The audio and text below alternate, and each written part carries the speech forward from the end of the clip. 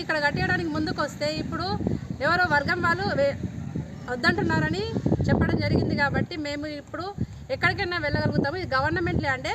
దీంట్లో కట్టేది 57 గజాలలో ఒక చిన్న బిల్డింగ్ మాత్రమే కడుతున్నారు. ఇది ఇక్కడ ట్యాంకు గవర్నమెంట్ ల్యాండే, అక్కడ కషీర్ గవర్నమెంట్ ల్యాండ్లోనే ఉన్నది. మరి మా మహిళలకి ఎందుకు ఇట్లా కక్షపూరితంగా వ్యవహరిస్తున్నారు? మహిళా భవనం, ఒక నందిపేట ఇంత పెద్ద హెడ్ క్వార్టర్లో ఒక మహిళా భవనం లేదు. భవనం ఉన్నా అక్కడ బ్రహ్మంగారి గుడి దగ్గర ఉన్నదని అడ్డుకుంటున్నారు, ఇక్కడ అడ్డుకుంటున్నారు. ఇది కక్షపూరిత పరంగా మేము భావిస్తున్నాము. ఖచ్చితంగా మాకు ఈ భవనాన్ని సర్పంచ్ గారు కట్టించి తీరాలని మేము కోరుకుంటున్నాము. ఒకవేళ ఇది వాళ్ళ సొంత భవనమా, వాళ్ళ సొంత ల్యాండా, మరి వాటర్ ట్యాంక్ కట్టించారు, కషీర్ కట్టించారు, ఇవన్నీ తీసేయండి. మరి ఇది ఇంతవరకు కరెక్ట్.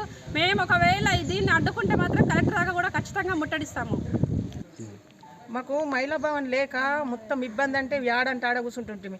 ఈ ఏంది దుర్గమాత సంఘం కాడ ఆడ కూర్చుంటుంటిమి.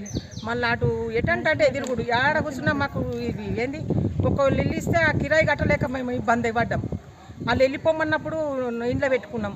ఏంది దుర్గమాత దాంట్లో ఇల్లు కాల్ చేయాల మీరంటే ఆ టేబుల్ పట్టుకొని బయటకు వెళ్ళాం. మాకు అట్లా పరిస్థితి వచ్చింది. సర్పంచ్ గారు మాకు గట్టిస్తా అని ముందుకు వచ్చిండు. మేము పోయి అడిగితే కాబట్టి తండ్లాడితే మాకు ఆయన ఎన్నుకుండి చేస్తున్నాడు కాబట్టి ఆయనకు ఇచ్చేస్తున్నారు, మాకు ఇచ్చేస్తున్నారు. మేము ఏడకన్నా కానీ వెళ్ళగలుగుతాం. మాకు ఈ బిల్డింగ్ అయిన దాకా మేము ఇటు పెట్టాం, 7 వీవోలు అయిన దాకా ఇటు పెట్టాం. మాకు అన్నిటికీ ఇట్లనే ఇచ్చేస్తున్నారు. దాకన్నా ఎంత దూరం అన్నా వెళ్ళగలుగుతాము. మాకు ఇది ఈ 7 శాంక్షన్ అయినాయి కాబట్టి మాకు ఎన్నుకుండి వేపిస్తాను అంటున్నాడు కాబట్టి చేపించుకుంటాము. ఎంత దాకన్నా దూరం వెళ్తాం. వచ్చినా మీది ఆగది, మేము కూడా చూసుకుంటాం. అది కూడా